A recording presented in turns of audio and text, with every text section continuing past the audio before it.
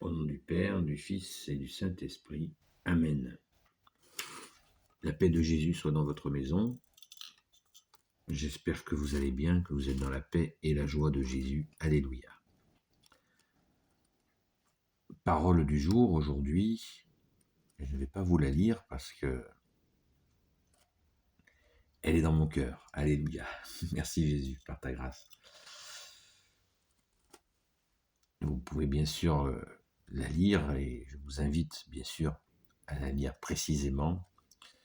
Je vous mettrai les références soit dans les commentaires, soit dans la description. Donc cette parabole du jour est magnifique. Elle est vraiment exceptionnelle, car c'est la parabole où notre bien-aimé Jésus dit à ses disciples, on va passer de l'autre côté, par la mer. Donc ils montent dans un bateau, dans une barque, et Jésus s'installe au fond de la barque, et il commence à dormir. Et c'est d'ailleurs peut-être le seul moment de l'évangile où on dit que Jésus se repose. Ça fait plaisir quand même. Alléluia. Et le vent souffle et arrive ce qui devait arriver, la tempête se met en place. Et le vent, les vagues et les disciples commencent à avoir peur de chavirer car les vagues commencent à sauter sur la barque. Alors ils sont pris de panique et ils appellent bien entendu Jésus. Et la phrase qui est quand même extraordinaire, on ne dit pas, l'évangile ne dit pas quel disciple l'a dit, mais et qui dit qui va réveiller Jésus et qui lui dit ça ne te dérange pas que nous allons périr. C'est absolument magnifique, d'innocence et c'est extraordinaire. C'est extraordinaire cette demande, au lieu de dire au Sauveur que tu es Jésus, sauve-nous du péril de la tempête, et non, ça ne te dérange pas. Tu dors tranquille et nous, on est dans la peur. Et là, Jésus se lève et il dit à la tempête et au vent, rien de moins que tais-toi. Ça c'est waouh, c'est extraordinaire, c'est magnifique parce que on le traduit immédiatement dans nos vies. Je pense que c'est cela l'important dans nos vies quand c'est la tempête. Eh bien, Jésus, le seul sauveur, dit tais-toi la tempête. Et tout se calme. Et là, les disciples sont pris entre la joie et la surprise. Ils hallucinent. Mais qui est celui-là, se disent-ils? C'est l'Évangile qui le dit ainsi. Qui est celui-là qui commande au vent et à la mer? Vous le savez ou vous ne le savez pas, la mer, dans l'époque hébreu, est le lieu où, sous l'eau, les démons préparent tous leurs mauvais coups. Donc il y avait chez les Hébreux une grande méfiance de la mer. D'ailleurs, ce n'est pas un peuple de la mer. c'est un peuple, pas un peuple de marins.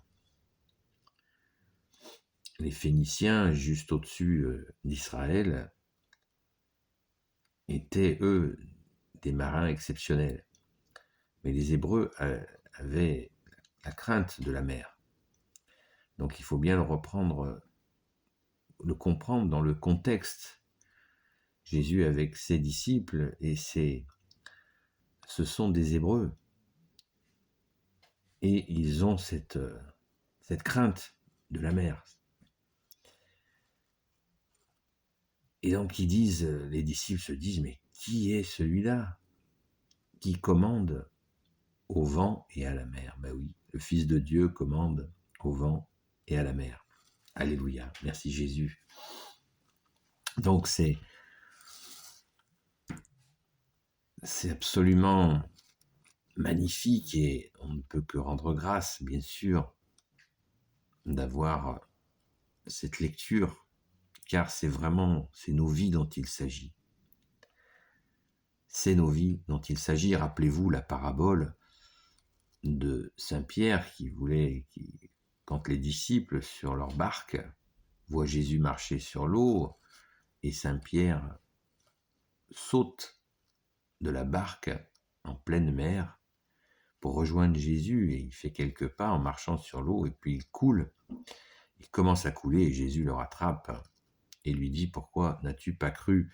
Et bien de la même manière dans la tempête, quand Jésus dit à la mer et au vent, tais-toi, et bien quand le calme revient après, Jésus leur dit, mais vous n'avez donc pas de foi. Sous-entendu, mais vous auriez pu le faire vous-même. C'est extraordinaire. Voilà. On retrouve là le Sauveur qui est venu pour sauver le monde. Et Jésus aurait pu dire, attendre qu'il se jette à ses pieds pour être glorifié, ce qui est mérité. Attention, ce qui est mérité. Mais non, Jésus est venu servir et non pas être servi. C'est toi, bien-aimé Jésus, qui nous l'a dit. C'est toi qui nous l'as dit, bien-aimé Jésus. Donc, qu'est-ce qu'il dit? Qu'est-ce que tu dis à tes disciples, à tes apôtres? Tu leur dis, vous auriez pu le faire vous-même, homme de peu de foi, puisque Jésus nous transmet cette foi, cette force. Merci Jésus, alléluia. Donc, méditons cette parabole. Nous pouvons même en faire l'écrire sur une belle page avec une belle écriture, et puis nous l'afficher chez nous. Des fois que quand nous sommes pris dans la tempête, eh bien, nous n'oublions pas que celui qui fait taire la tempête, le vent, la mer en colère, eh bien, c'est Jésus. Alléluia. Merci Jésus.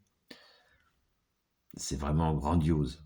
Donc c'est cette parole du jour qui va être dite aujourd'hui dans toutes les saintes messes du monde, dans toutes les nations. Alléluia. Merci Jésus. C'est un grand bonheur. Cette parabole, comme toutes, bien sûr, est un grand bonheur, mais elle a vraiment des étapes exceptionnelles. Merci Jésus. Première fois que notre bien-aimé Jésus se repose. Et comme tu nous l'as dit, Jésus, tu n'as pas opposé ta tête, parce que même avec tes apôtres, eh bien, ils ne te laissent pas un instant de répit comme nous. Nous ne te laissons pas un instant de répit, ô Jésus, toi, parce que tu es le Dieu de nos vies, bien-aimé Jésus, avec ton Père et l'Esprit Saint. Amen. Béni soit le Père, le Fils et le Saint-Esprit. Amen. Ô Jésus, toi qui peux tout et qui portes tout, Toi le Sauveur, toi l'Emmanuel, je te confie toutes celles et ceux qui regarderont cette vidéo ainsi que leurs proches selon ta sainte volonté. Sainte Marie, Reine des cieux, toi l'Immaculée Conception, toi qui écrases le serpent, toi qui as la lune sous tes pas, toi notre Mère, Notre-Dame. Saint Joseph, toi le juste et le saint, toi le sage, toi la terreur des démons, toi le saint gardien de la Sainte Église catholique et apostolique. Sainte Marie-Madeleine, notre chère sainte patronne. Et vous, tous les saints et saintes amis de Jésus, Saint Michel Archange, qui est comme Dieu, Saint Gabriel Archange, Saint Raphaël Archange et tes anges guérisseurs, et vous, tous les anges qui servez Jésus. Je vous confie toutes celles et ceux qui regarderont cette vidéo, ainsi que leurs proches, selon ta sainte volonté, ô Jésus. Quelques précisions pour la journée. Donc, montez au Saint-Pilon aujourd'hui, mais pas avant d'avoir été à la Sainte Messe de 11h à la grotte. Avec ce froid, eh bien, il fait bon dans la grotte. C'est magnifique. Et oui, quand nous sommes dans les entrailles de la terre, dans le rocher, eh bien, il fait moins froid que dehors. C'est exceptionnel. Merci Jésus, alléluia. Donc, si vous montez à la Sainte-Baume, eh bien, soyez très prudents. Il y a des plaques de glace, notamment dans les escaliers qui montent à la grotte. Donc, soyez très vigilants. Prenez votre temps. Prenez votre temps pour marcher en toute sécurité et revenir entier. Merci Jésus. Prions bien sûr pour cette marche qui nous montre qu'effectivement, dans nos vies, des fois, ça glisse, donc il faut faire attention. Prenons-le spirituellement, mais les pieds bien sur terre, bien incarnés par ta grâce, ô Jésus. Alléluia. Donc je vous dis en union de prière, à très vite. La paix de Jésus soit dans votre maison.